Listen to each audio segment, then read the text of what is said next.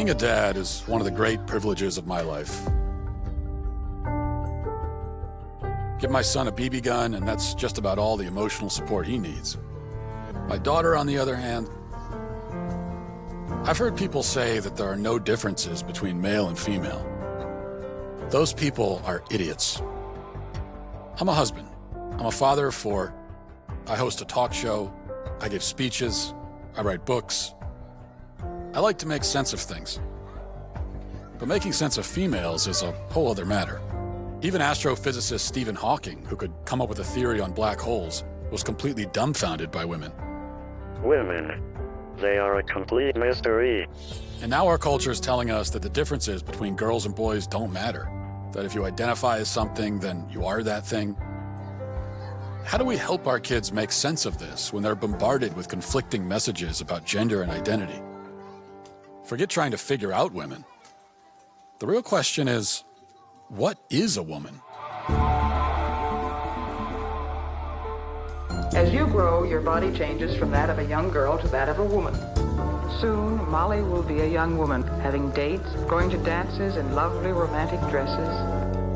The boy's shoulders are broad and his body muscular, while the girl's body is more curved. I'd like to know more about different kinds of hormones. Presence of these hormones in the blood brings about many changes in the bodies of both boys and girls. Being a woman is one of the things I like best about myself. I think you'll like it too.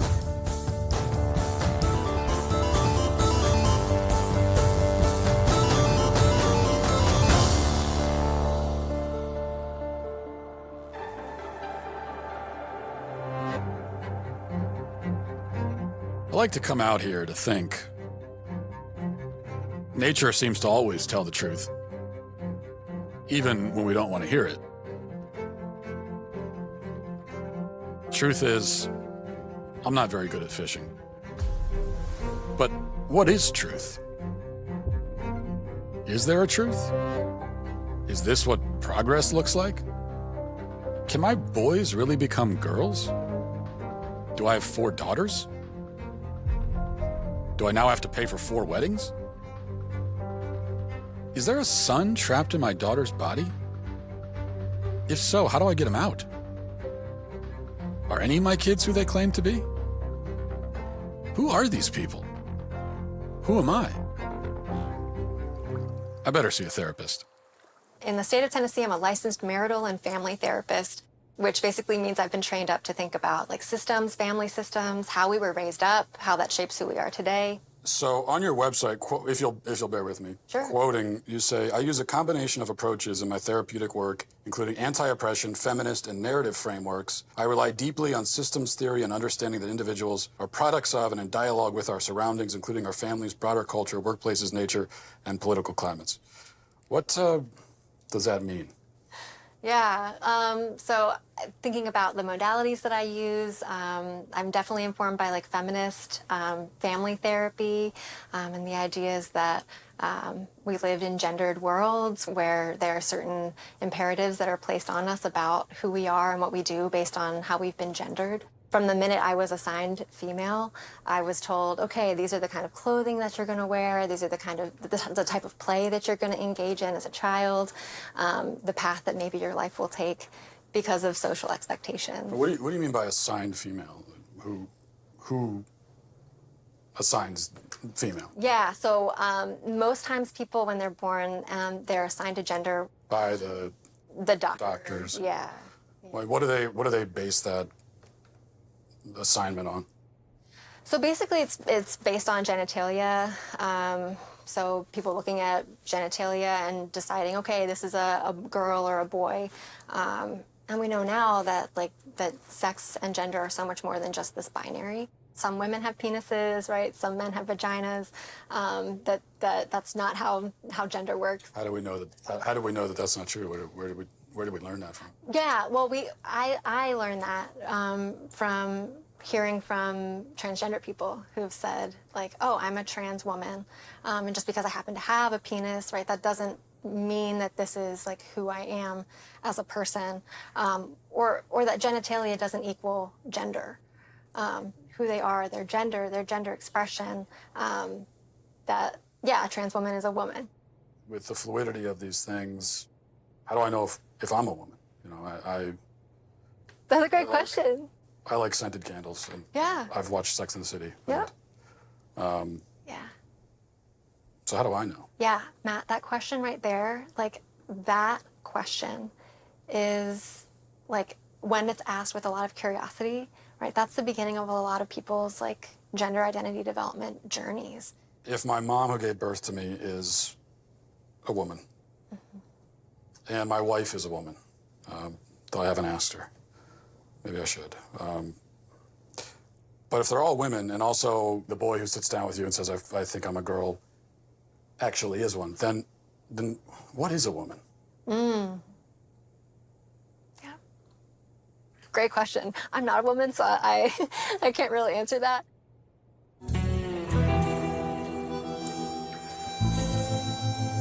I thought therapy would make me less confused. Am I the only one feeling this way? I need to hit the road and find out.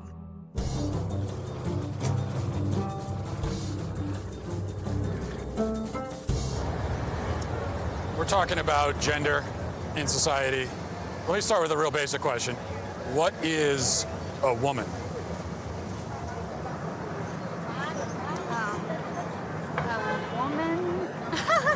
I don't want to assume, but you guys are all women? Yes, we're women. So how would you define it, like in the simplest terms? That is hard. Yeah, it is. It is a stumper. A woman is someone that likes to be pretty and think of themselves as a delicate creature. I'm pretty and delicate. Okay. I could be a woman too. Yes, you could. Defining womanhood is just a project of someone who identifies as a woman. Yeah, but what do they identify? You see what I'm saying? What do they identify as? They identify as a woman, but what is that? I honestly don't know. It's a simple question. So why is it so hard to answer? This is going to take some serious investigation.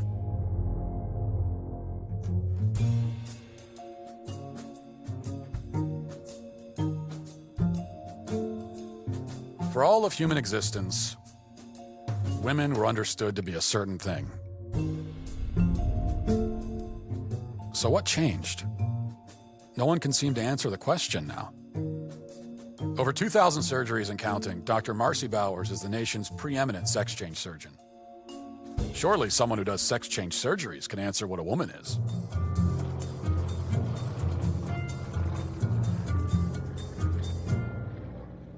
Dr. Marcy Bowers, first of all, thanks for talking to us. My pleasure. So you're a world-renowned gynecologist and surgeon. You're also a transgender woman. Can you tell me a little bit about... Well, I mean, I identify as a woman, but... You're a woman, right. I'm a woman with... I mean, that's my life, day to day, but I have a transgender history. So one thing on your website, it says gender-affirmed, GAV, gender-affirming vaginoplasty. What is that exactly? A vaginoplasty is creation of female, a female vagina and vulva. We're altering the physical characteristics of the individual to fit better with a gender identity that is female. This is all constructed from the penis? Yes, that's right. The surgeries are quite refined in the sense that they really, not only do they look like female anatomy, but they also function that way, for the most part. I mean, certainly it's a bit of a Faustian bargain. You know, it's not perfect. Does anyone ever regret their surgeries? Well, we know they do, but how often do people regret their surgeries? Well, actually, we don't know that they do. There are legitimate detransitioners, and there are people who truly feel that in their journey, they may have made a mistake. Now, fortunately, this is a really, really uncommon phenomenon. I don't know if you've ever heard of people in the trans-abled community. These are people who are physically able-bodied but feel like they should be disabled or identify as such. For example, a man who has 2 arms but feels like he should have 1. If a man in this kind of marginalized community went to the doctor and said, I want to have my arm cut off, do you think that... That doesn't have anything to do with gender identity. Well, it's someone's someone's self-identity, how someone identifies? That's someone who has and I'll accept it as a mental diagnosis, a psychiatric condition. I don't even pretend to know what aptomenophilia is all about, but somehow it's the idea that you're fascinated or charmed by having a limb or part of a limb missing. Okay, I would say that's, pardon my non-medical language, kooky. You don't see any? You think this is totally irrelevant? Yep. So the biggest, broadest question is, but what is a woman? A woman is it's a combination of your physical attributes and then what you're showing to the world and the gender clues that you give. And hopefully those match your gender identity. The critics on the other side of this, of this issue. There aren't many, but go ahead. There aren't many who would disagree with what you're saying about? Well, the dinosaurs of the world are certainly out there. Yeah.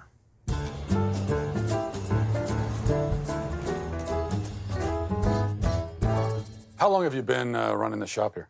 25 years. Wow. Now, you had an incident here a little while ago that went really viral online. Lots of reaction in the public. Aberdeen Councilwoman Tiesa Meskis confronted owner Don Suker about a sign he posted in his store. One day I just put the sign up over here, and he came around the corner, and I thought, okay, I recognize him. I says, oh, I recognize you. You're our new city councilman. He says, no, I'm your new city councilwoman. So it was kind of on from there. You know what? It's bullshit. No, what you're spouting is bullshit. No, it's not. Trans women are women, sir. That sign is bullshit. I've been doing this 25 years. I've never had a problem with anybody, whether they're gay, transsexual, anything. Now, you're saying councilman, this individual was saying, I'm a woman. Right. And you said you're not a woman. How do you know that person's not a woman? How do I know? Yeah. Well, common sense. Trans women are women! Doesn't the science say that if someone identifies as a woman, then they are? No. Now, that's completely bogus. I don't care if you think you're a sheepdog and you come into my store. It don't matter to me. Just don't come in and try to shove that shit down my throat. If it makes someone feel better, what about their feelings? I don't give a shit about their feelings. I'm old. What about the Star Wars universe?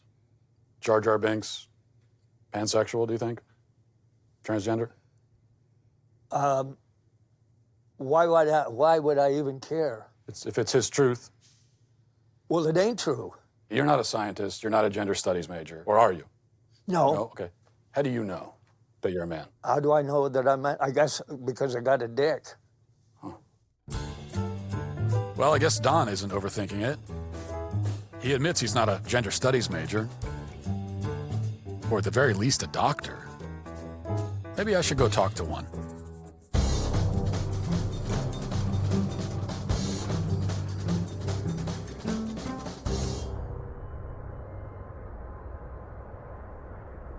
My name is Michelle Forcier, and I have a medical degree from University of Connecticut, residency, University of Utah Pediatrics, and I've worked for a number of different Planned Parenthoods for 20 years. I do advanced contraception and abortion, as well as gender hormones, and sort of looking at the whole sort of schema of gender, sex, and reproductive justice. So you've done a lot of work in this field. Could you just start by telling us? Sure. At what age can a child first begin to transition into another gender or identify themselves as a gender different from how they were born? Yeah. Well, I mean, there's research and data that show that babies and infants understand differences in gender. Some children figure out their gender really early, and the reason why we say, oh, that's interesting or important is because they're figuring out their gender identity is not necessarily congruent with their sex assigned at birth. When the doctor sees the penis and says, this is a male, has the sex of male, that's an arbitrary distinction? Telling that family based on that little penis, that your child is absolutely 100% male identified, no matter what else occurs in their life, that's not correct. So what is gender affirmation care you're a big proponent of? If we walk through, a child is sitting down with you, is questioning their gender. What's the gender affirmation process? Affirmation means that as a pediatrician, as someone who says my job is to provide the best medical care for you, is I need to listen really carefully. And how I put it in words for kids so that they can understand it is, tell me your story. Where have you been in terms of your gender and your gender identity? Where are you right now? And more excitingly, where would you like to be in the future? Have you ever met a 4-year-old who believes in Santa Claus? Mm-hmm. So this is someone who believes that a fat man is traveling through the sky on a flying reindeer at lightning speed, coming down his chimney with presents. Yeah. Would you say that this is someone who maybe has a tenuous grasp on reality? They have an appropriate 4-year-old handle on the Sure. reality Agreed. that's very real for them. Agreed.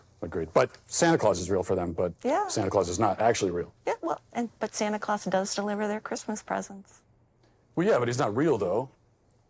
To that child, they are. When I see a child who, believes in Santa Claus, and then let's say this is a boy and he says, I'm a girl. Mm-hmm. This is someone who can't distinguish between fantasy and reality, so how could you take that as a reality? I would say that as a pediatrician and as a parent, I would say how wonderful my 4-year-old and their imagination is.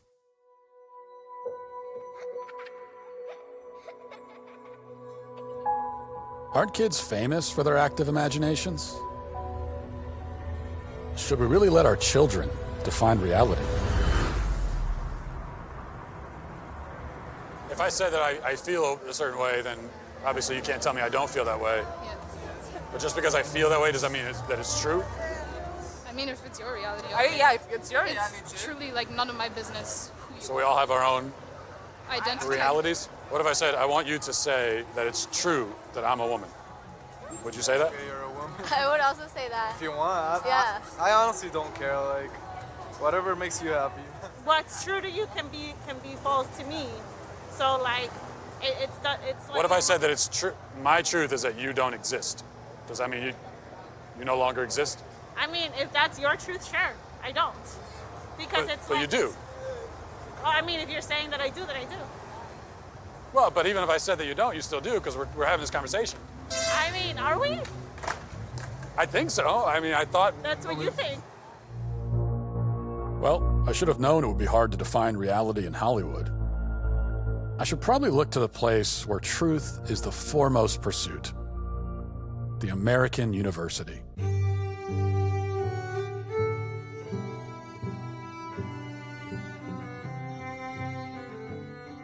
What we do in gender studies is not just reduce gender to what psychologists might call individual differences, but rather thinking about gender. And that's not women and man, but gender as a social form, something that kind of infuses itself into virtually all aspects of social life.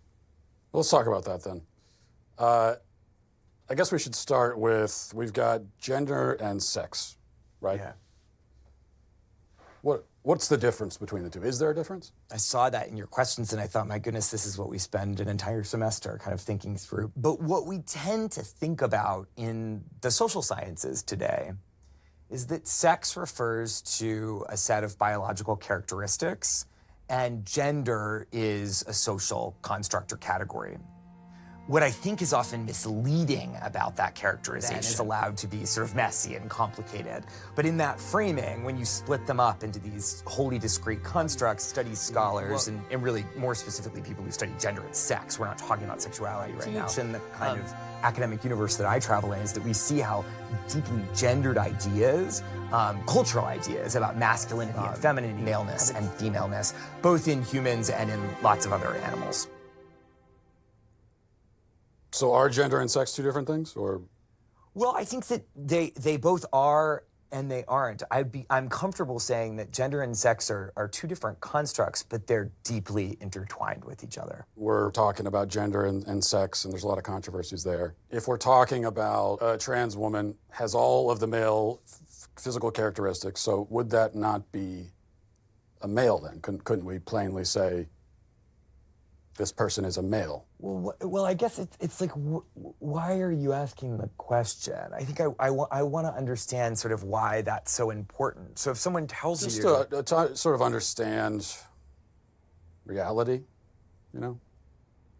Well, I mean, I think when someone tells you who they are, you should believe them. So if a person says that they're a woman or they're a man, then that's them telling you their gender is. I'm not so sure what social interactions would have to do with maleness or femaleness that would be... I'm not even talking about social context. I'm just trying to start by getting to the truth, you know? Yeah, I mean, I'm really uncomfortable with that language of like getting to the truth. Again, in social life... Why is that uncomfortable? Because it sounds actually deeply transphobic to me. And if you keep probing, we're gonna stop the interview.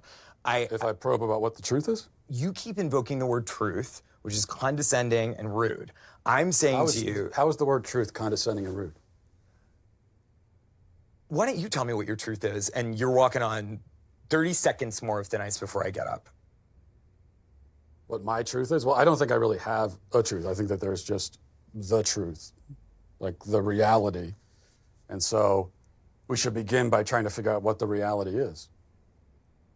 Uh-huh. And why are you concerned with when someone else tells you that they're a man, or even if they use the word male, why are you concerned with not believing them? Well, you keep bringing it back to, how do you respond in a social situation? But, that's what I do. I'm a social scientist. Well, right, but we're in a university. This is a place of understanding truth, isn't it? Or absolutely. We pursue truth, and I'm a social scientist, and that's what I do. But you just said the truth is transphobic. That you would say, if you're saying the truth is that I get to say, you're not a man, show me your genitalia, that's transphobic. No, I don't want to see anybody's genitalia. I just mean someone can make a statement about themselves that could be untrue. Like, for example, if I were to say that I'm a black man, would you accept that, or would you be skeptical? Are you black? Are you African American? Are you biracial? I don't think so. Okay. Well, you don't look that, and I don't think it doesn't sound like that's a genuine statement of who you are. Okay, so that's my point. I could make a statement about who I am that's incorrect. Of course, I think it's well established that human beings can lie, yes. Or not even lie. I mean, I could just be mistaken. Yeah. I'm not sure where you're going. I guess this all comes back, it all comes down to really one question. Especially women, gender and sexuality studies. So what is a woman?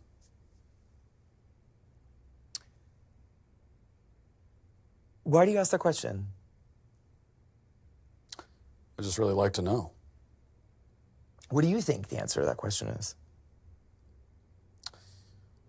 Well, I'm asking. That's why I came to a college professor this is what you do. What other kinds of answers have you gotten?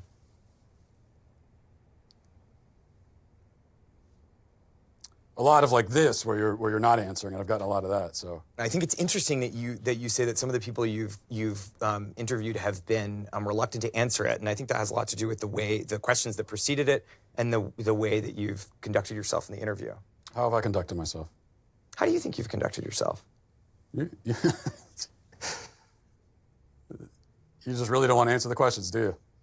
I came today very willing and enthusiastic about answering questions about women's and gender sexuality studies, which is the work that I do. You wanted to answer questions about women's studies, and so shouldn't the first answer you should be able to provide is what exactly is a woman? Well, for me, it's actually a really simple answer, and that's a person who identifies as a woman. But what are they identifying as?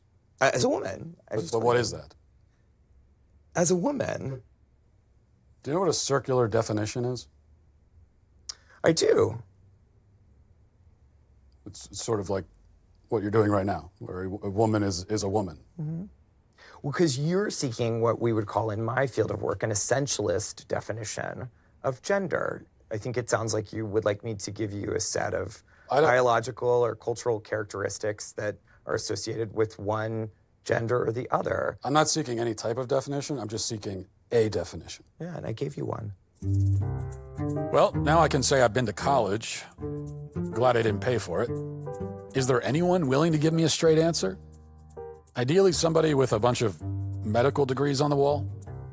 Dr. Grossman, thanks for talking to us. You're a psychiatrist, medical doctor, and you've done a lot of work in child psychiatry. What is transgenderism from a psychiatric standpoint? The best way to approach it is by speaking about gender dysphoria, which is an intense loathing and discomfort with one's biological sex. They exist anywhere between 1 in 30,000 people and 1 in 110,000. It's important to distinguish those people from what's happening much more recently, which is kids that never had any discomfort or dysphoria, as it's now called, with their biological sex. And then quite suddenly, as preteens or as adolescents, they come out and they announce that they are gender fluid, or they start to question their sex. So first, let's define the terms, sex and gender. Yes, please. Sex is biology. Sex is unchanging. It's based on chromosomes. 99.999% of the cells in the body are marked either male or female. Gender, on the other hand, is a perception. It's a feeling. It's a way of identifying. It's an experience. Okay, that's subjective. It sounds like what you're saying is that if a man is male but thinks of himself as a woman, he's not actually a woman? That's correct. Male gametes. That's what makes me male. No, your sperm don't make you male. Then what does?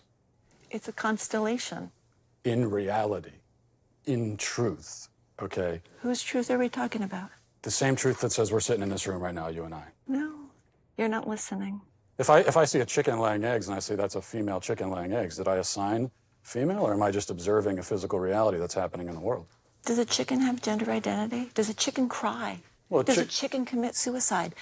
Let's What does that have to do frame with- it, because you're trying A chicken has sex like any biological chicken has organism. an assigned gender, but a chicken doesn't have a gender identity. So we assign female to chickens when they lay eggs? We assume they're female if they lay eggs. Now, I was told that really everyone agrees with the current approach to gender and transitioning kids and all of that. And if you don't agree, that you're a dinosaur and a bigot. So are you a bigoted dinosaur? I'm not bigoted and I am not a dinosaur. I am rooted in reality and in science. Whose reality? There's one reality.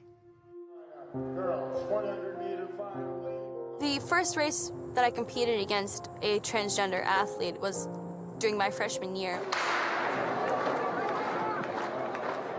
And once the gun went off, the two transgender athletes took off flying and left all of us girls in the dust.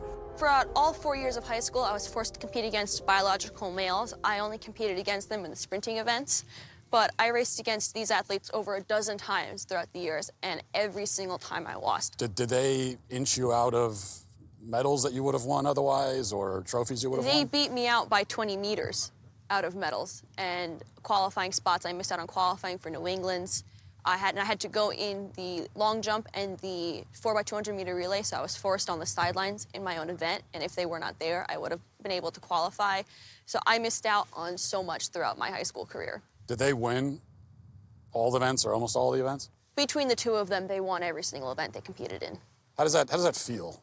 It is so frustrating and heartbreaking because we elite female athletes train so hard to shave just fractions of a second off of our time. and going into races knowing that we will never be able to win. Feels like all that work gone to waste. It does. After so many losses, it just gets to the point of, why am I even doing this? Why am I keep training so hard and sacrificing so much just to place third and beyond?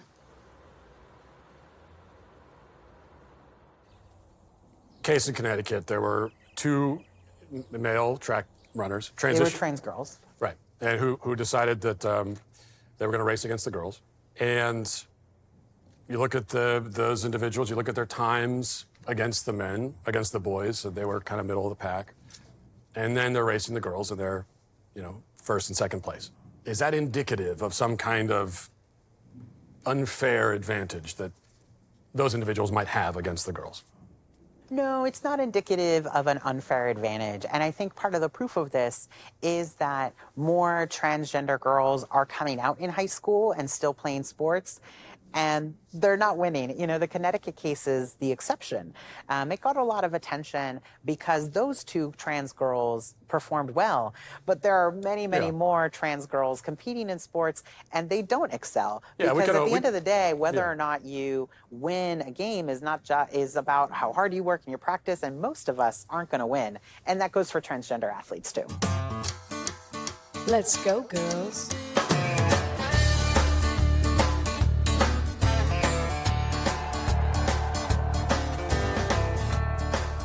The norm is that transgender youth don't win that much in sports games. Alana McLaughlin was very appreciative for Provost to take this fight. I don't know how appreciative is now, but she got a couple punches in. It is very much the exception when a transgender young person does win.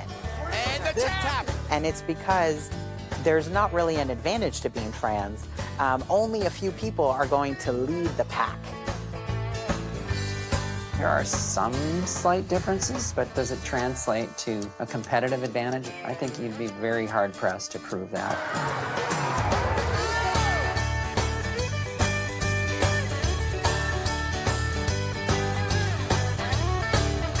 If there was a big advantage to being transgender in sports, then we would see transgender women totally dominate. And over the last half of the pool, nobody will touch Leah Thomas. I feel like a woman. Transgender swimmer Leah Thomas breaking barriers and records. But in a new article, Sports Illustrated calls the college senior the most controversial athlete in America. Leah obviously helps us do better, right? Leah's swimming really fast. Leah's performance helps the University of Pennsylvania swim team. The feeling of winning doesn't feel as good anymore because it feels tainted. There was a lot of things you couldn't talk about that were very concerning, like a locker room situation. If you even brought up concerns about it, you were transphobic. If you even bring up the fact that Leah swimming might not be fair, you were immediately shut down as being called a hateful person or transphobic. But there's never any conversation. The coaches don't sit everyone down and acknowledge what everyone's really upset about. So Penn actually brought in people high up in the athletic department to talk to us. They brought in someone from the LGBTQ center. They brought in someone from the psychological services. So you're upset about what's happening, and so you need psychological help. Yeah. And they told us in this meeting, they said, look, we understand there's an array of emotions, but Leah's swimming is a non-negotiable. However, we can help you make that okay. That's what we're here for. So you're anonymous for this interview. Why did you decide that you can't have your face out there saying these things? They've made it pretty clear that if you speak up about it and you say anything negative, that your life will be over in some way. You'll be blasted all over the internet as a transphobe if you come out, and then you'll never be able to get a job. Anyone who wants to hire you will look you up and see you're transphobic and your life will be over. Let's say that I identified as a woman tomorrow, and I wanted to go into the same locker room where you are. Should I be allowed to do that? As long as I identify that way? I don't know. I just feel that other women would be uncomfortable by you walking in there. Ella dice que qué tú piensas acerca de que los hombres que son transexuales usen baños de mujeres. ¿Tú crees que está bien? No. Pero dilo. No, porque tienen que ver. Controversy at a health club in Koreatown over the issue of gender. That's right. Video of spa goers complaining was posted on social media. I just want to be clear with you. It's okay for a man to go into the women's section show his penis around the other women, young little girls underage, your spa, we spa, condone that. Is that what you're saying? Like I asked. It's so he can stay there. He can stay there. What sexual orientation? I see a dick. Police identified the person involved as 52-year-old Darren Morager of Riverside County. Morager, who has been a registered sex offender since 2006, now faces 5 felony counts of indecent exposure. Hello, I'm Congressman Mark Takano. Trans Month of Visibility is a time to recognize the strength, diversity, and resiliency of the transgender community. Together, we can make our country and our world a more accepting place by speaking out against transphobia at the source and supporting the trans community by getting the Equality Act signed into law. Congressman, thank you for being here. Thanks for joining us. You are the first member of Congress who's a member of the LGBT community and also a person of Asian descent. You're also a big proponent of the Equality Act. Yes. What is the Equality Act? If you were to just summarize it very briefly, I know it does a lot. The most simplest way to talk about the Equality Act is that it simply amends the 1964 Civil Rights Act to include sexual orientation and gender identity. So public accommodations is one area. What's a way that someone who's LGBT could be discriminated in public accommodations currently? Currently, public accommodations is the whole area of,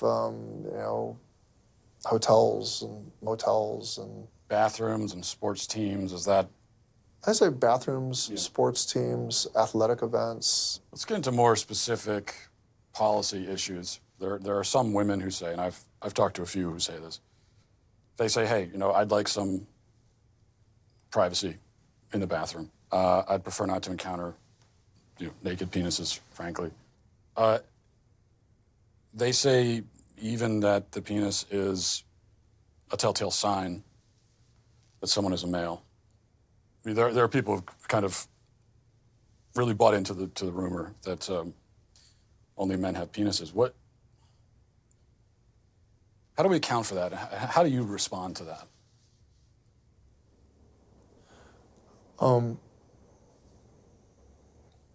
Well,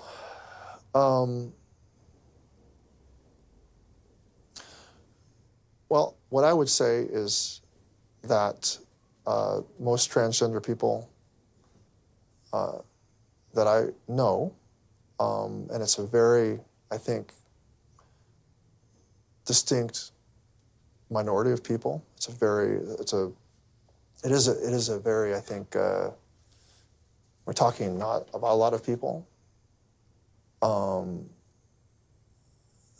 I think a person who wants to use a woman's bathroom, who identifies as transgender, really does think of themselves as a female.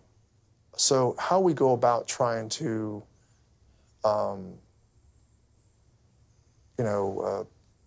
respect their basic right to live, I think will be an important part of this law. And bathrooms. Well, wait a minute.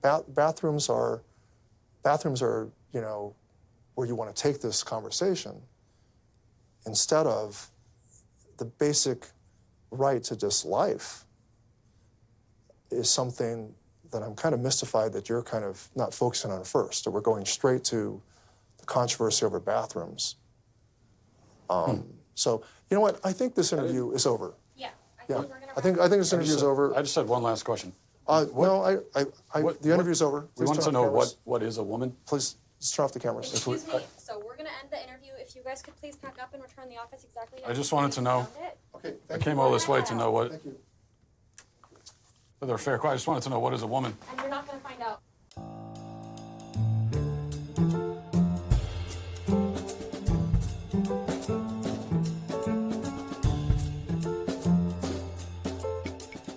My trip to California isn't providing many answers, but at least I'm making new friends. You worry about kids walking around out here?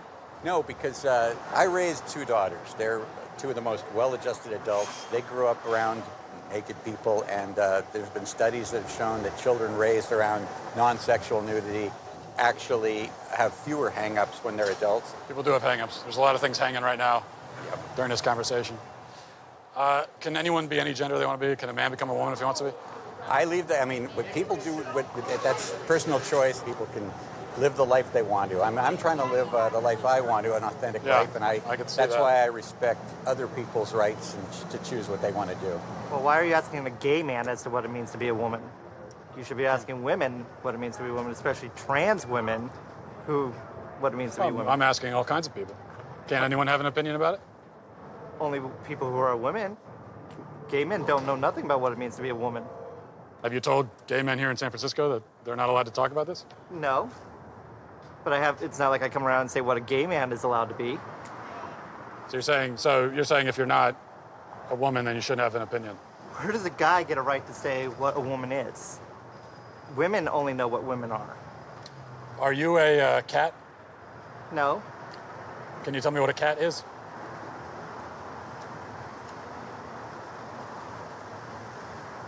This is actually a genuine mistake. I am sorry I even came up there. You want to tell us what a woman is?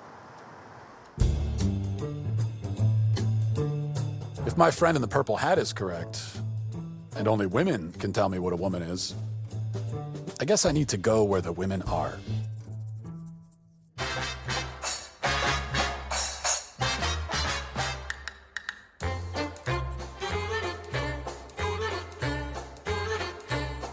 What is a woman? Can you tell me that?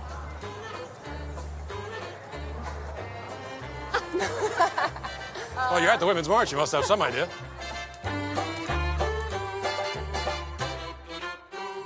So, I see girls, vagina.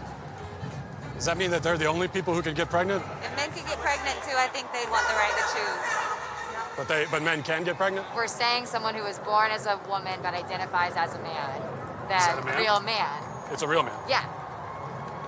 So men can get pregnant. Yes, if we're saying yes. If they have the parts to do so. Is it just women that give birth, or is it? Or I guess, yeah. So men can give birth too? Anyone with a vagina. But that could be a man or a woman. Well, I mean, I think that's the whole point, right? That it's fluid. The way that we define these things changes a lot. What are you doing here? I'm asking these questions. Okay. I'm trying to figure out what a woman is. That's why I'm here. And this is the Women's March. I figured this is a good place to find out. I've come all this way to ask that question. Can anyone tell me what a woman is? You are not here for women. We ask you to leave. What is that? How am I harassing? I'm asking a question. Our bodies, our choice. Whose body? Our bodies, our choice. Our bodies, our choice. What is a woman? Can anyone here at the Women's March tell me what a woman is? How about you tell me what a woman is and I'll put a mask on? Sir, tell me what a woman is and I'll put a mask on.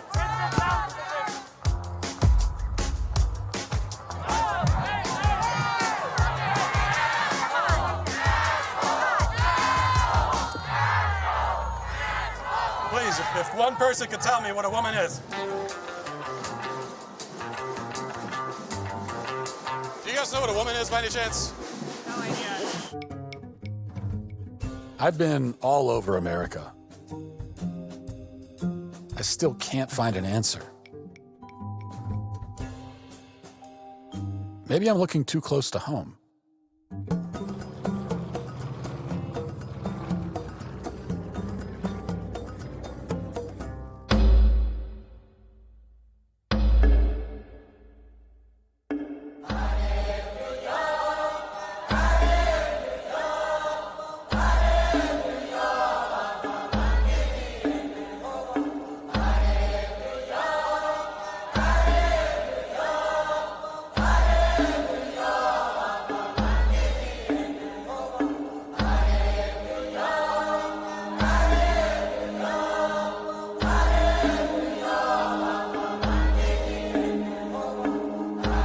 We came a long way to come and talk to you guys, thousands of miles from America. So thank you for inviting us into your tribe, first of all. I can say it is my pleasure to meet you and feel most welcome. But you're here to learn with me. I'm here to learn with you too. Great.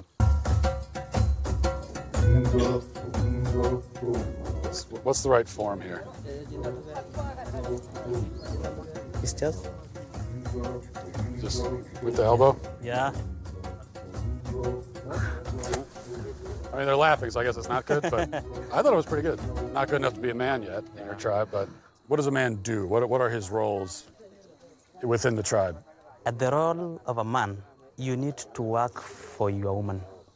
Secondly, to have children. If you have children and you don't have something to feed them, you are not still a man.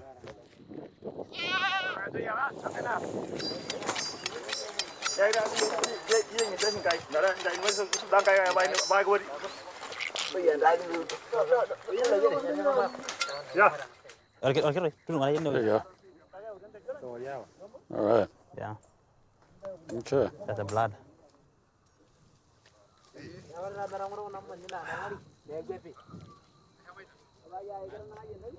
is the best raw kidney I've had in my life.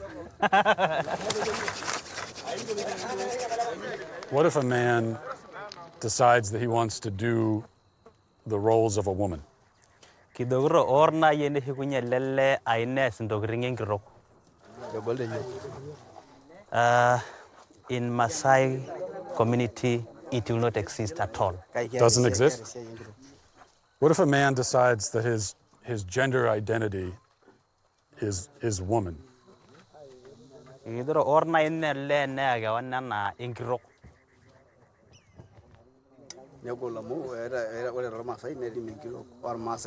A woman has its own duty, and a man has its own duty, and a lady cannot do the duty of a man, and a man cannot do a duty of a woman.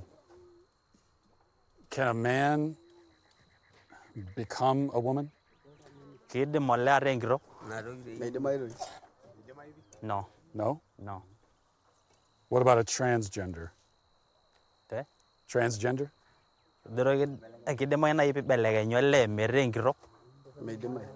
No. No? It will look like if you want to become a lady but you're a man, you have something wrong in your mind. Something wrong in your family, something wrong in you. What about if someone was non-binary? Come again? Non-binary? Do you know, like someone is you're not a woman, you're not a man. Yeah, someone is neither. There's something else. Is that?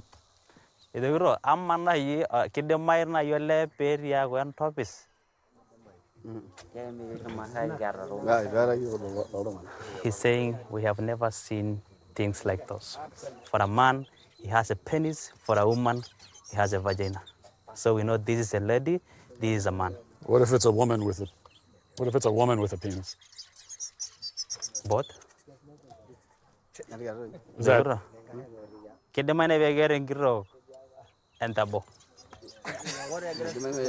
People are laughing. Is that a dumb question?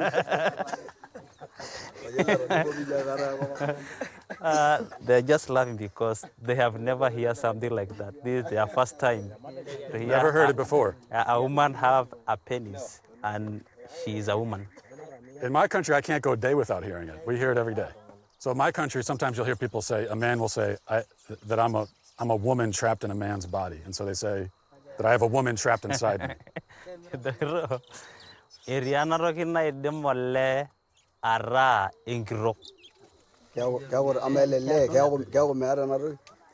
They want to know a woman has the breast.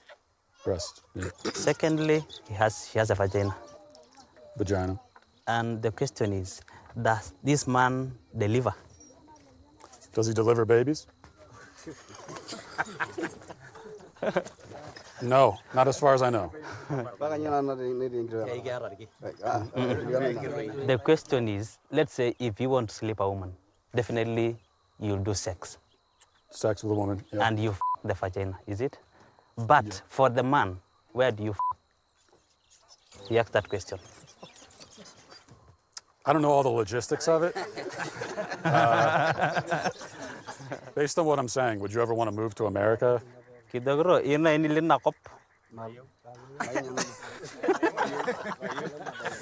say no, never.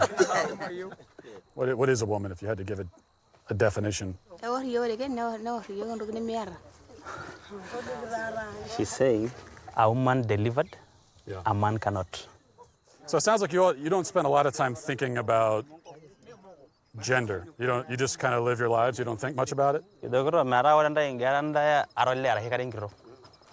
He said, no, because we believe that's a God plan. God's plan? He's saying that I'm shocked on what you are telling me. He's shocked? Yeah. The Maasai people don't think much about gender, but they have a firm sense of their identity. It's clear that gender ideology is a uniquely Western phenomenon. So where did all this come from? Who came up with it? And why? Matt, I want to show this to you. You're a parent, right? Okay? It's perfectly normal for 10 years and up. Here's just one page I want you to see here.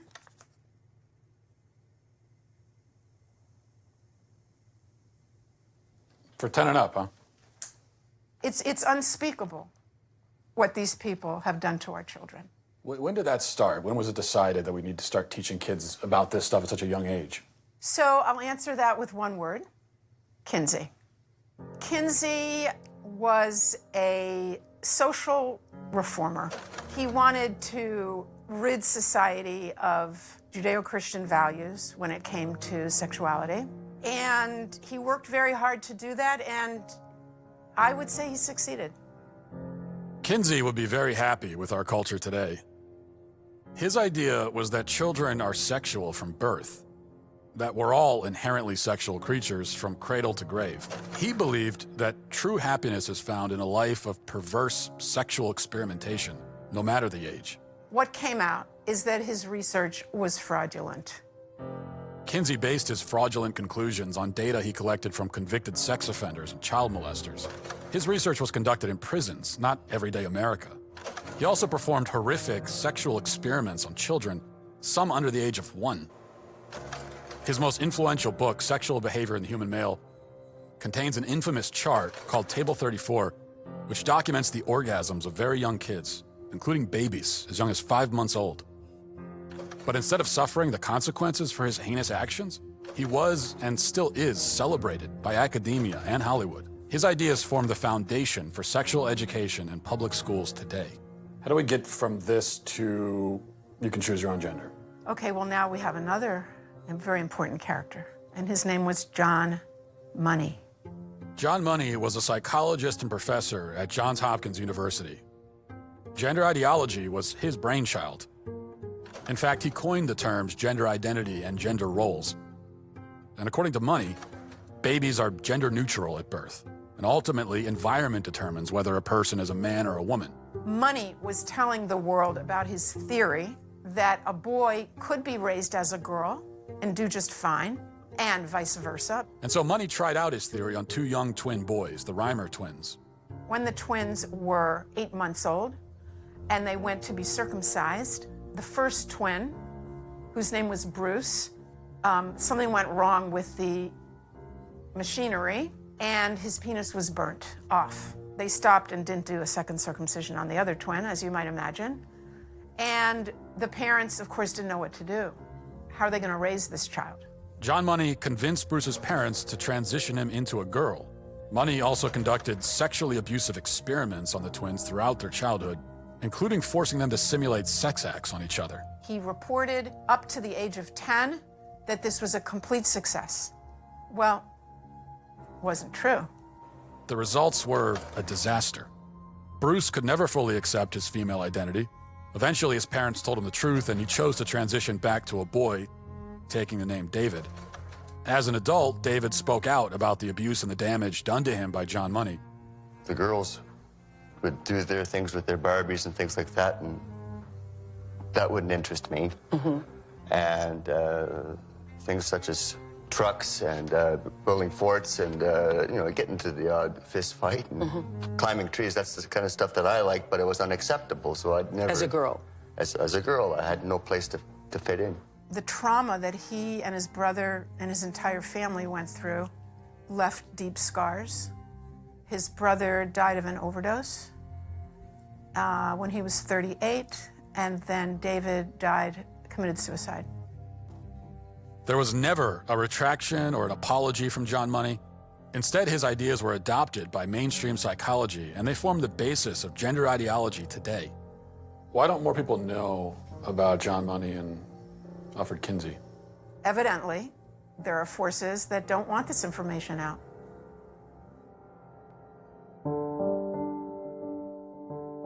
I never fit. I was an alpha female, a sales executive that kind of just didn't fit in any box.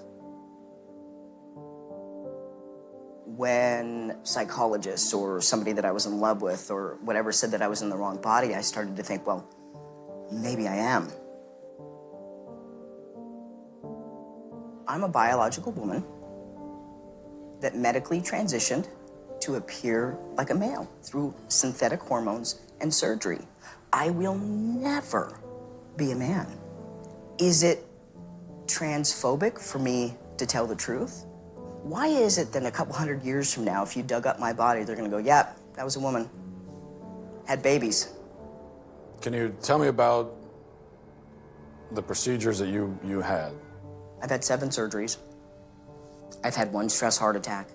I've had a helicopter life ride with a pulmonary embolism. I've had 17 rounds of antibiotics. I had 6 inches of hair on the inside of my urethra for 17 months. Nobody would help me, including the doctor that did this to me because I lost my insurance. I get infections every 3 to 4 months. I'm probably not gonna live very long. Was there any real discussion of the risks and the side effects and... No, there's not. And I know that people want to think that there is, but there's not. The truth is that medical transition is experimental. We have studies that said that medical transition helps mental health with kids. They've all been retracted, modified, changed. But the only long-term study tells us 7 to 10 years is when transgender people are the most suicidal. After? After surgery. But that's transphobic to say. For the first time in history, a marginalized group has a huge dollar sign on the top of their head. We have 5 children's hospitals in the United States promoting that. And what? That's a phalloplasty. That's a bottom surgery. We have 5 children's hospitals in the United States telling girls that they can be boys at $70,000 a pop in a surgery that has a 67% complication rate. That will kill me from infection that I can't sue on. We're butchering a generation of children because nobody's willing to talk about anything. I have 3 kids. At the age that they're doing this to kids, I'm not transphobic. I love my kids, and I love other people's kids, and you should too. This is wrong on so many levels. Can kids consent? Do you think kids are capable of consenting to this? No, they're not. Being a parent is loving the hell out of your kids and helping them see around corners. What's the youngest patient that you've operated on? The youngest patient I've done vaginoplasty on is age 16. Do you worry that minors just don't understand enough about themselves? They're not neurologically developed enough yet to make permanent life-altering decisions? Absolutely not. A young person's self-perception, one day they may be clear, the next day they may be totally confused and not sure, and you're affirming it with hormones that have never been used in this way in the field of medicine. You're talking about puberty blockers? Blockers and then opposite sex hormones.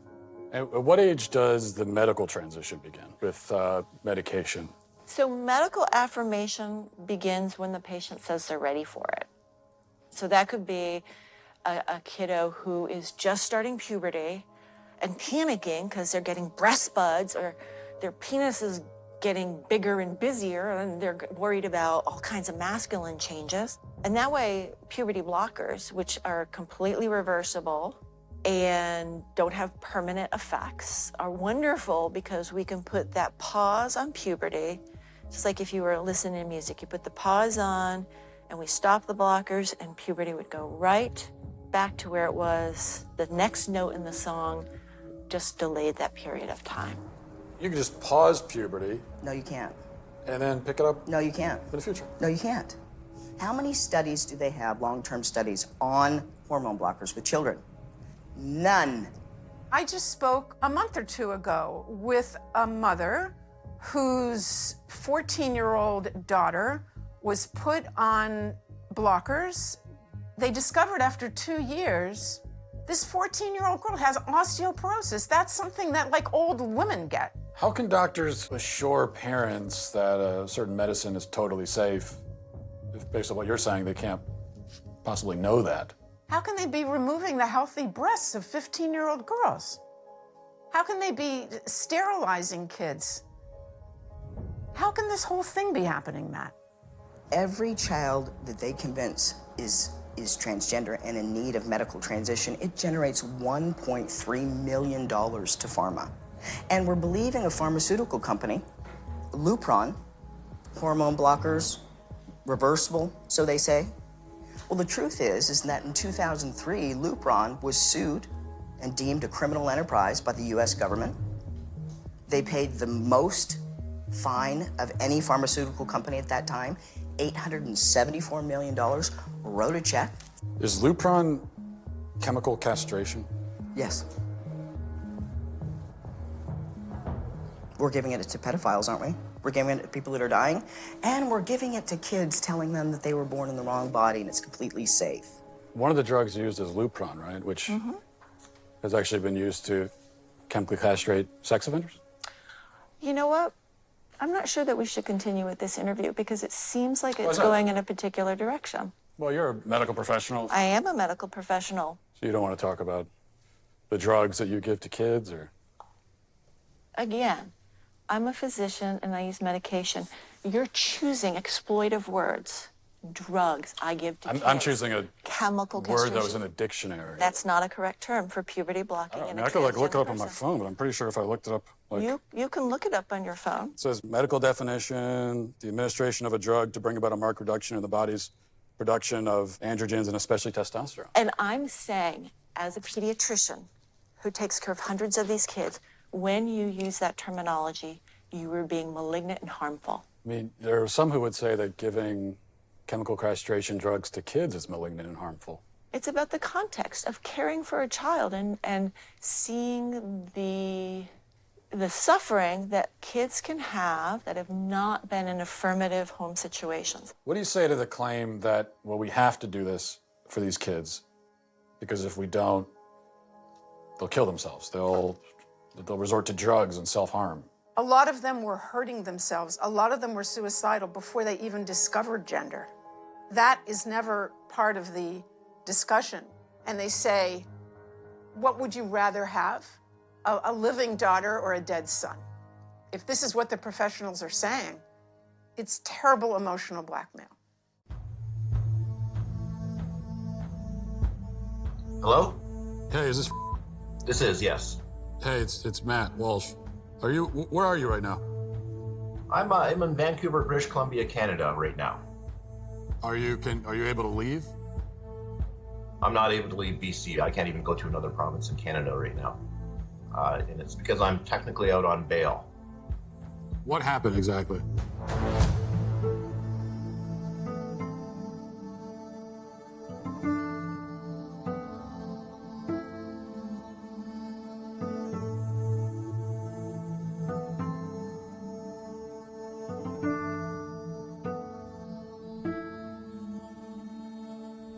How exactly did this get into the courts to begin with? Right, so what happened is we set up a meeting with BC Children's Hospital. And according to the BC Children's Hospital website, there's going to be a thorough evaluation, and I'm thinking, good, this is going to be the end of it all. They're going to clearly see that my child is not the opposite sex. So my ex-wife brings my child into BC Children's Hospital.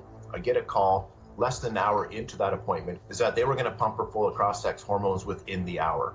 And I put a halt to that. I said, no. They agreed to stop for the moment. They figured, well, let's get the dad on board too. This is all going to be better. Let's just get everybody on the same page. I said, it's not going to happen. So I get a letter from BC Children's Hospital in December of 2018 And it says that under the BC Infants Act, they will start injecting my child with cross-sex hormones, and I have 2 weeks to respond with legal action if I so choose. And so that's how I ended up in court, because I did respond with legal action. So you called your daughter a she, and you went to jail for that?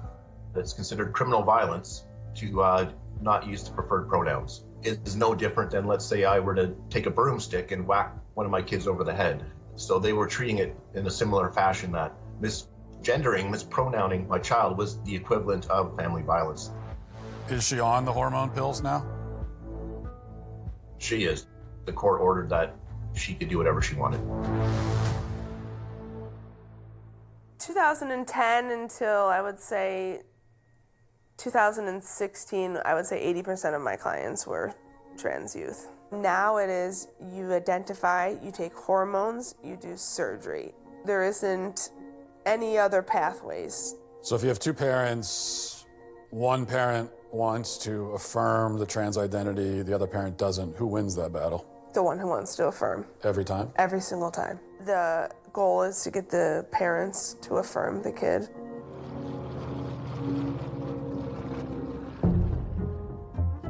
There's no such thing as a gender-affirming therapist. That's a contradiction in terms. Why? Because you don't affirm if you're a therapist. It's not your business to affirm. You come to see me because there's something wrong. Maybe you come to see me because a destructive element of you is wreaking havoc in your life. I'm on the side of the part of you that wants to aim up, man. That's what I'm on the side of. Okay, now I don't know what that means in your case, but we're going to talk about it. Am I going to affirm what you think? No, it's not up to me to affirm it. You don't get a casual pat on the back from a therapist for your pre-existing axiomatic conclusions. That's not therapy. That's a rubber stamp. Is anybody at any point explaining to these kids the real long-term consequences of hormones and puberty blockers? I don't think they're explaining it to the kids, so that has frightened me, that it's become, that we're even talking to the kids about it at 10. We're presenting it in schools. So this generation, they're the lab rats. Biological sex, binary. It's been binary for like 100 million years, longer than that. Temperament is not binary, temperament or personality. So that's gender. Temperament is gender? Well, gender is not a good word because it's vague and it isn't measurable. So do we need it? Why can't we just say temperament? What do we even need the word gender for? Well, I don't need it. Yeah. But what I would say is that people who talk about the diversity in gender are actually talking about diversity in personality and temperament, but they don't know it. You can have a masculine temperament if you're a woman. Maybe 1 in 10 women have the average temperament of a man. And you can have feminine men temperamentally. And it's not that uncommon because the differences between men and women temperamentally aren't that great. There are masculine girls. There are feminine boys. What are we going to do about that? Carve them up? You, as someone who started your professional life, you know, transgender care. Yeah. Now you're sitting here talking to me. And I'm a dangerous man, I've been told. Mm-hmm. Are you worried about reprisals? Are you worried about how this is going to play among your professional peers? I am worried that I can't have conversations with any other peers. I don't know any other peer that will speak to me around these things that question it. I just don't think developmentally this is helpful to our children. You step wrong as a therapist, you say the wrong thing once and like your bloody career is over. And now it's the same with physicians. How's that going to work? You're going to go have an honest conversation with your physician when he's terrified out of his mind that he'll say something politically incorrect during the diagnostic process? Hey man, you're sick with whatever you want to be. See you later. You want a prescription for something? I left academia because the climate had become too stifling politically, especially when it comes to the topic of gender identity and the science of gender. It is absolutely impossible to do good research. You basically have to decide beforehand what you're going to find so that you don't upset activists, and that is not how you do science. Why has this shift occurred where all of a sudden gender and sex have become so politically and culturally charged? There's a really ugly history between sex researchers and transgender activists. In the past, if any sex researcher spoke out about science that went against activist orthodoxy or particular narratives that activists wanted to promote, they would basically have their personal and professional reputations ruined. So what you see is that only experts who toe the party line and say the things that activists like, those are the people who get attention, those are the people who get lifted up in the media. And also, I would say people are incentivized to go along with the activist narratives and gender ideology because that helps their career. Trans is very cool. Trans is a way of giving yourself value, given the way society at the moment is functioning. All of the things that used to give us anchors of identity have become very fluid or very volatile in recent years. And into that context, I think what you find then is new identities start to fill the void or the vacuum. Whereas in the past, I might have got my sense of self-worth from being part of the village where I grew up.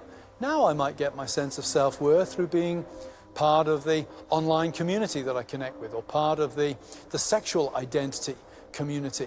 So now we are seeing kids that are identifying as animals going to school, and they are purring instead of answering questions, and they meow, and the teachers are not allowed to question it because it's considered a queer identity. So you have kids that are going to school and they're saying, I'm a cat. Mm-hmm. And the teachers have to affirm them as a cat. Yes. So it's the not schools just are the like young literal zoos now, basically. They are. I am a 27-year-old transgender woman. I am a wolf-therian and a member of the furry fandom. When and how did you discover this inner wolfness? Probably around age 10 or 11. I was watching an anime about wolves and see the wolf running across the screen, and I'm somehow just intrinsically like, oh, that's me. Have you spent any time around biological wolves? Yes. That sounds dangerous also. What context are you? So I was a volunteer with a preserve, and I've also visited many wolf preserves. Are you able to communicate with the wolves? Am I going to have a conversation with a wolf in the way that I'm communicating you and I? Obviously not. Am I going to read their body language, respond appropriately to their behaviors and their nonverbal cues? Yes. Would you be able to give us an example of this wolf communication? No. I'm not comfortable doing so. Okay, all right. How exactly have these ideas become so pervasive? First of all, I think we need to remember that in the West, at least, we have it drilled into our minds from childhood onwards that personal happiness is the key to individual flourishing.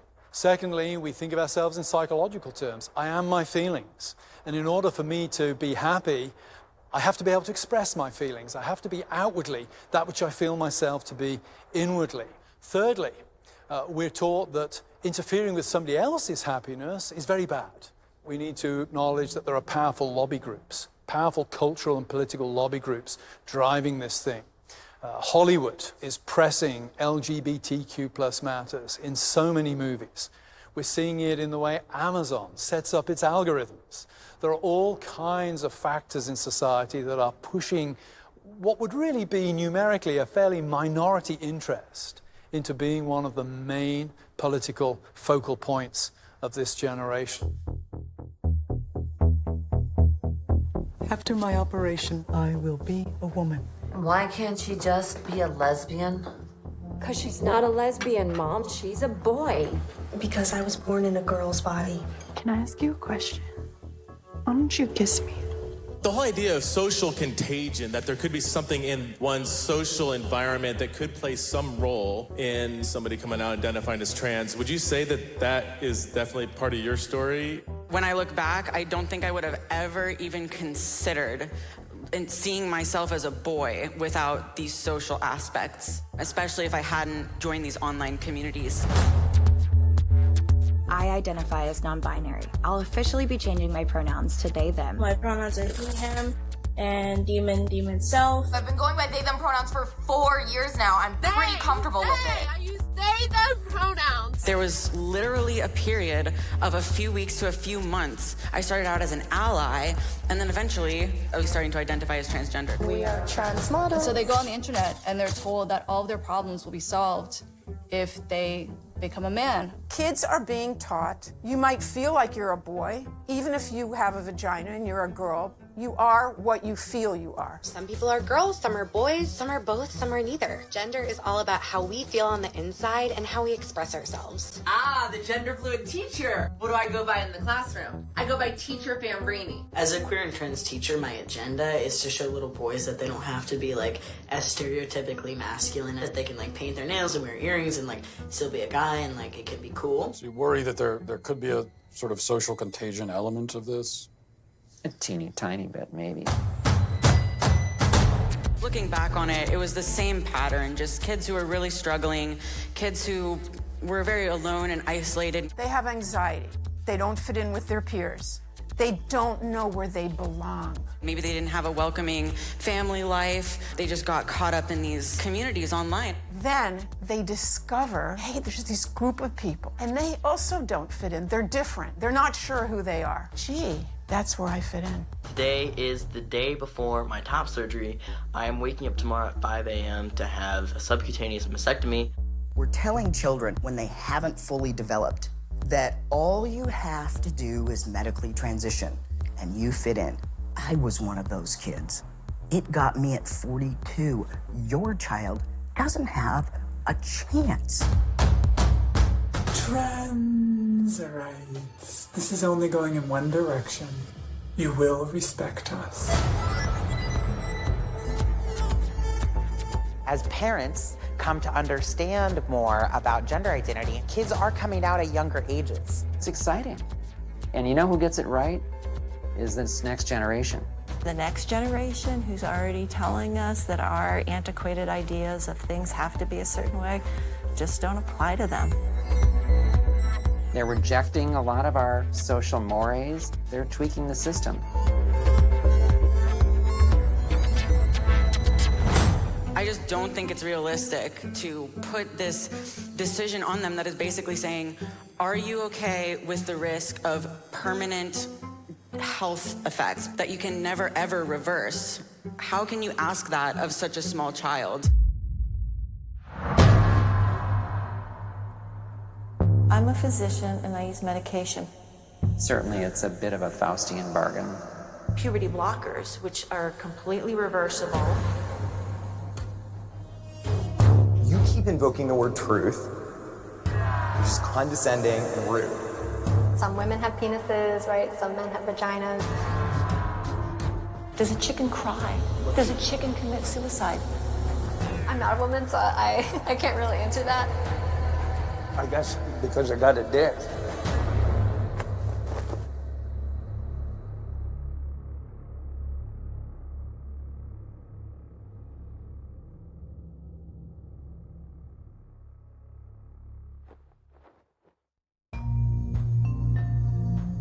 Somehow this madness has infected our entire society. Am I the crazy one? I'm done asking questions.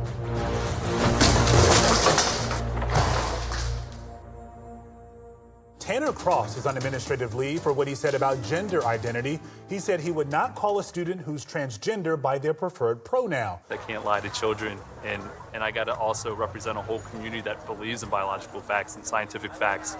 And I can't do that to kids. You get into teaching because you love kids. This policy started coming into play, and I was like, wait a minute, it's causing me, I'm gonna have to lie to my kids, the ones I've always wanted to protect. Do we have assaults in our bathrooms or our locker rooms regularly? To my knowledge, we don't have any records of assaults occurring in our restroom.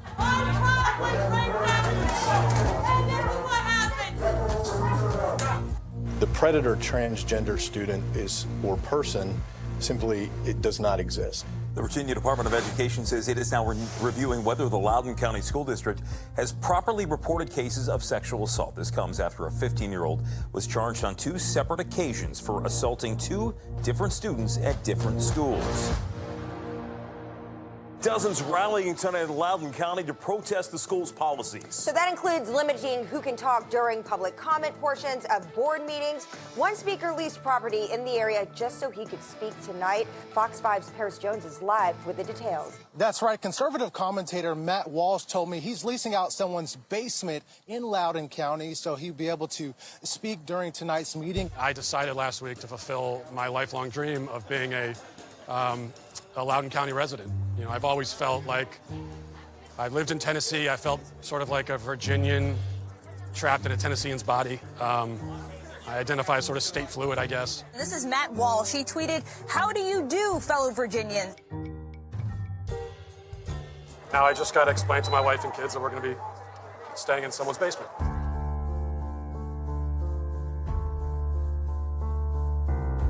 They tried to muzzle me by not allowing me to speak. And when that didn't work, they tried to muzzle me with a mask.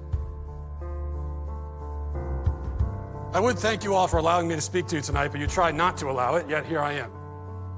Now, you only give us 60 seconds, so let me get to the point. You are all child abusers. You prey upon impressionable children and indoctrinate them into your insane ideological cult, a cult which holds many fanatical views, but none so deranged as the idea that boys are girls and girls are boys. By imposing this vile nonsense on students to the point even of forcing young girls to share locker rooms with boys, you deprive these kids of safety and privacy and something more fundamental too, which is truth. If education is not grounded in truth, then it is worthless. Worse, it is poison. You are poison. You are predators. I can see why you try to stop us from speaking. You know that your ideas are indefensible. You silence the opposing side because you have no argument. You can only hide under your beds like pathetic little gutless cowards hoping we shut up and go away. But we won't. I promise you that.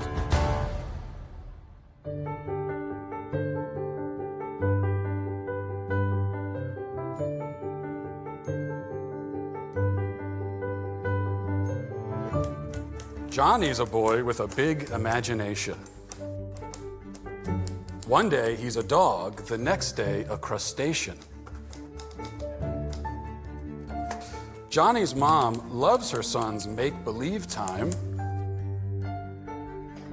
You're Johnny the Walrus till you change your mind.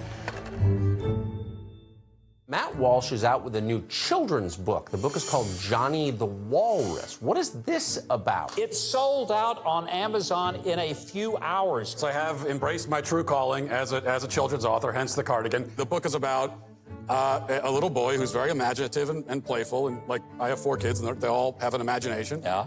And he likes to pretend to be different things, and one day he pretends to be a walrus.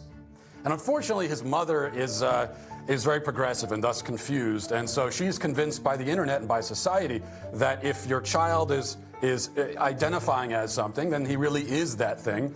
And so she tries to raise her child as a walrus, as a sort of trans walrus, respecting his self-identity. One morning, he came downstairs barking and clapping, wood spoons for tusks and sock fins a-flapping. He had spoons in his mouth. He was pretending to be a walrus. I'm Johnny the Walrus, he said with a roar. Johnny the Walrus, nedo karalo weru.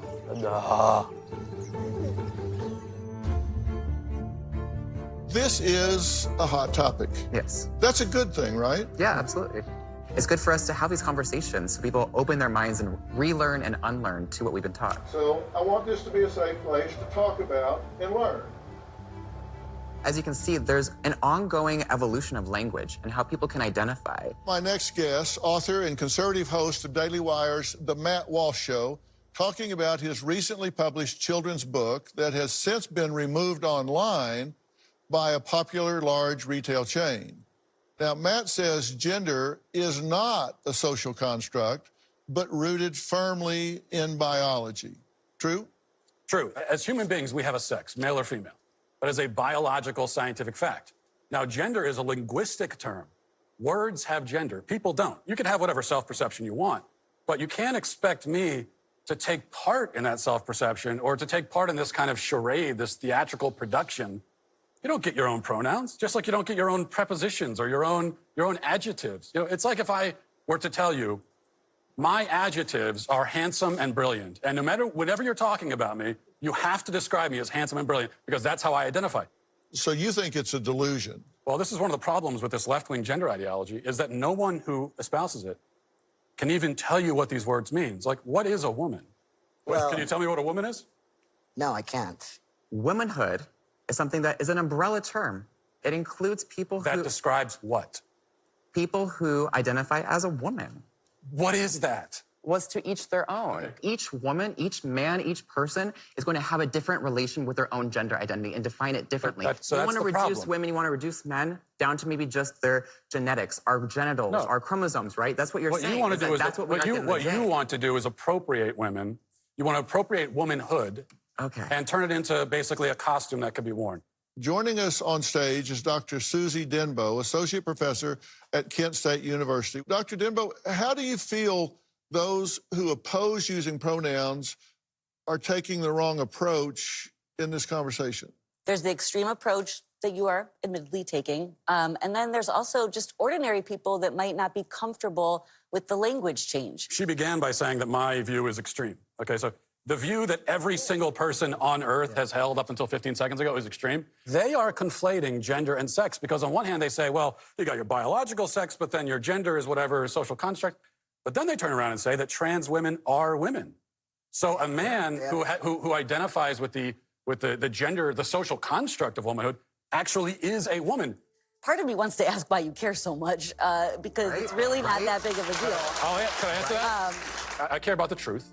So basic truth matters. I want to live in a society where people care about the truth. I care about children, and these insane ideas about gender are being foisted on kids, and that bothers me quite a bit. I care about the women who are having their opportunities stolen from them. I care quite a bit, yeah. I wanted us to have a safe place to be able to talk about this, and it seems like we should just keep the dialogue going and hopefully find some middle ground.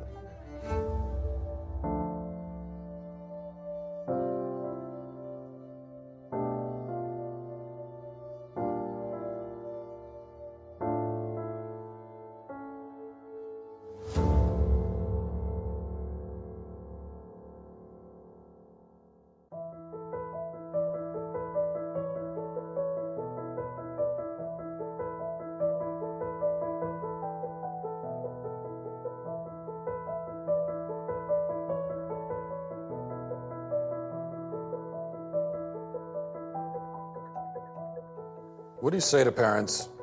A parent comes to you and says, my 8-year-old son is telling me he's a girl. Yeah, great. You're going to have them do an experimental procedure that creates the most suicidal ideation of any other population 7 to 10 years after, transition. And here's what I tell parents. You don't have the right to medically transition your child. We have no research on long-term hormone use. We will be seeing the first generation of long-term hormone use, and we already know at least with 10 years of hormones, you're giving yourself cancer. What's your message to parents who are trying to cope with this? The first thing is to tell parents that they're not alone. It is our responsibility as a parent to be the frontline defense for our children. And I know with my child, a lot of people will say, was it worth it? Because you now seemingly have lost your child. And I'll say, yeah, but at least I've saved my conscience and my morals and my convictions. And when my child turns 25 and says, Dad, where were you? I'll say, I was there. I was fighting as hard as I could. I was not prepared to let this happen.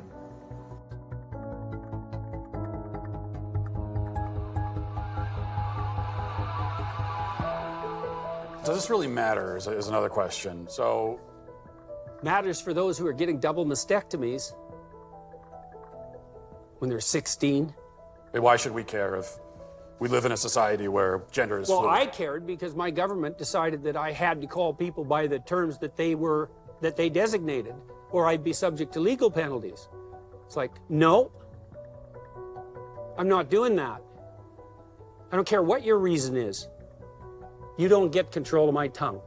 We live in a climate now in which no one seems to care about the safety of women and girls who are going through a very developmentally challenging time in their lives. They may not want to share spaces with their male peers. I would not be surprised in a few years, there will no longer be women's sports. It will literally be men's sports and transgender sports. The question being asked by the trans person is a legitimate one. How can I be happy? The answer being given by having my body transformed to look like the other gender, by having myself pumped full of hormones, clearly isn't working. And we have to find a better and the more humane way of dealing with individuals who are struggling with gender dysphoria. I have the utmost compassion For people who suffer from gender dysphoria, it's a nightmare for them and their families. The vast majority, up to 90% of kids, if they go through a normal puberty, they're going to be okay. They will be at peace with their bodies, and they will have avoided dangerous and experimental medical interventions and surgeries. Maybe we're up against a battle here, up against a hill that perhaps, we're not going to necessarily win today, but if we don't pave the way for a win, we'll never get there. So we're going on this journey. Boys can be girls, girls can be boys, men can be women, women can be men. It makes me wonder, what is a woman? What is a woman? A woman is someone who claims that as their identity. It could be many things to many people. I think the question really brings up the fact that it is pretty relative, right? That if you ask women across race, across identities, across class, across culture, you will get a different answer. Some of it is, based on biology. Some of it is based on hormones. Some of it is based on what you wear and how you present yourself. A woman is not anything in particular. There's no one particular thing. There is not one particular thing. A woman is someone who says that she is a woman and transitions to be a woman. Who says that she's what? Can you define the word woman without using the word woman? That's actually kind of it's a curious question, but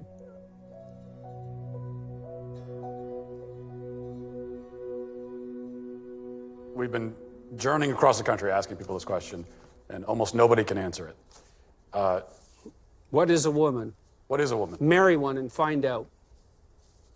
So I should go home and ask my wife, I guess. Yeah.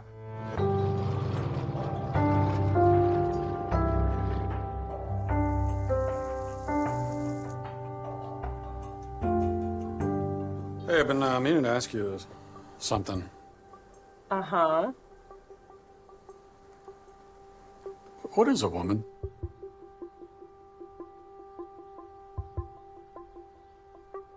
An adult human female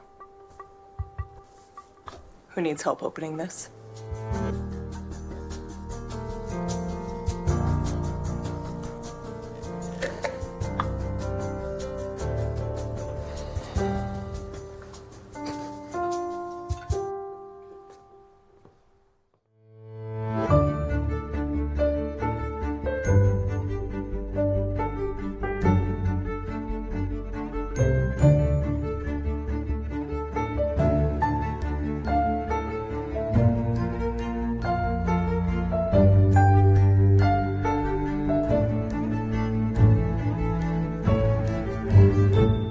Can you provide a definition for the word woman?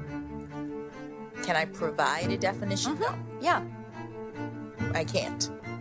You can't? Not in this context. So I'm not a biologist. The meaning of the word woman is so unclear and controversial that you can't give me a definition? Senator, in my work as a judge, what I do is I address disputes. If there's a dispute about a definition, people make arguments, and I look at the law and I decide. Well, so I'm not. The fact that you can't give me a straight answer about something as fundamental as what a woman is underscores the dangers of the kind of progressive education that we are hearing about. Just last week, an entire generation of young girls watched as our taxpayer-funded institutions permitted a biological man to compete and beat a biological woman in the NCAA swimming championships. What message do you think this sends to girls who aspire to compete and win in sports at the highest levels? Senator, I'm not sure what message that sends. If you're asking me about the legal issues related to it, those are topics that are being hotly discussed, as you say, and could come to the court.